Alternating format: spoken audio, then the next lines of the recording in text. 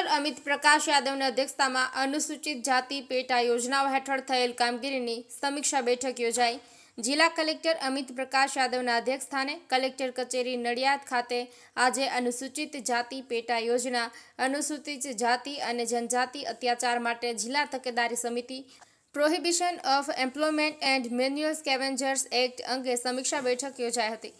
બેઠક અંતર્ગત પ્રધાનમંત્રી આવાસ યોજના ગ્રામીણ, મનરેગા, કુટીર ઉદ્યોગ, પાક વ્યવસ્થા, પશુપાલન, ગ્રામ પાણી પુરવઠા, વીજળીકરણ, બાગાયત, મત્સ્યોદ્યોગ, વન વિકાસ, પોષણ આહાર, સમાજ સુરક્ષા, અનુસૂચિત જાતિ વિકાસ નિગમ, પછાત વર્ગ કલ્યાણ શહેર અને ગ્રામીણ સહિતના વિભાગોમાં અનુસૂચિત જાતિ કલ્યાણ માટે કરવામાં આવેલ કામગીરીની સમીક્ષા કરી જરૂરી માર્ગદર્શન આપવામાં આવ્યું હતું। આ બેઠકમાં જિલ્લા ગ્રામ વિકાસ એજન્સી નિયામક લલિત પટેલ, નાયબ નિયામક અનુસૂચિત જાતિ કલ્યાણ સહિત સમિતિના અન્ય સભ્યો ઉપસ્થિત રહ્યા હતા।